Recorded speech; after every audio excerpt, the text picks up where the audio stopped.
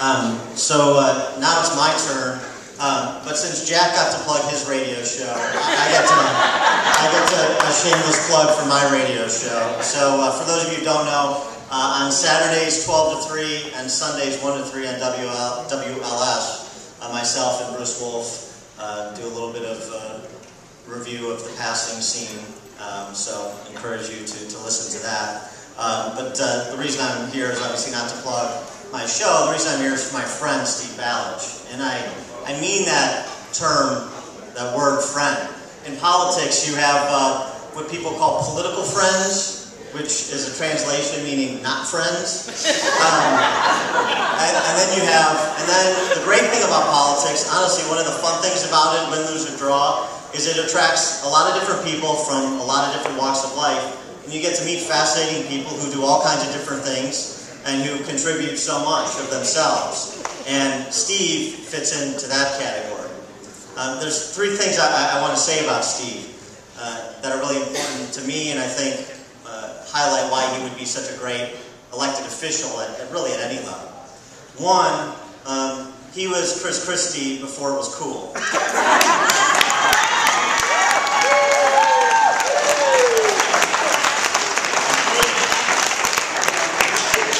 Steve does not make a habit of speaking in the King's English,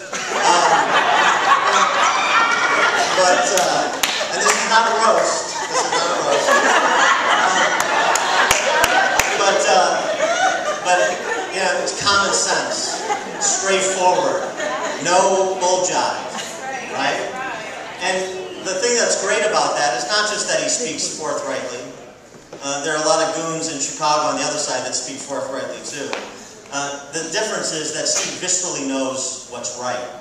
And so he doesn't sugarcoat it. What's right is right, and he knows what the right thing to do is. And the combination of knowing what the right thing to do is, being able to communicate it and speak about it plainly because you believe it, and then willing to fight for it, as Steve has demonstrated, not just here in this organization, but carrying water for Republicans up and down the ballot across this state. That's a pretty good combination of somebody you want on Will County Board or in any other office for that matter. And the last thing I'll say about Steve is, I'm reading this new book by David Mamet. You know, he's the author and playwright who did Glengarry Glen Ross and The Verdict and all these plays. And he had a late in life conversion to conservatism. He was a liberal for the first 60 years of his life, and then he had kind of an epiphany, and he's become a conservative. And his new book, which I highly recommend, called Secret Knowledge, just eviscerates the left. It's a real enjoyable read. But what he says is so interesting. I mean, here's somebody as learned as he was, who's making millions of dollars writing screenplays. And one of the reasons that it took so long, it took to the first 6 years of his life to convert to conservatism, to see the light, to see the folly of the big government left, is that he never heard the arguments. He freely admits he never heard the arguments. We assume that because everybody in this room has heard the arguments, because everybody in this room is engaged and pays attention, that everybody else is engaged at some level and pays attention too.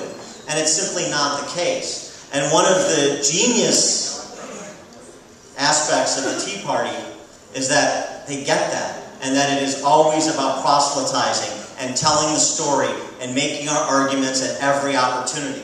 And that again is what Steve has done for me, for Senator Brady, for a lot of other candidates in this room at the local level. And I think this is a great opportunity for us to return the favor for a faithful servant to the cause, Steve Ballage.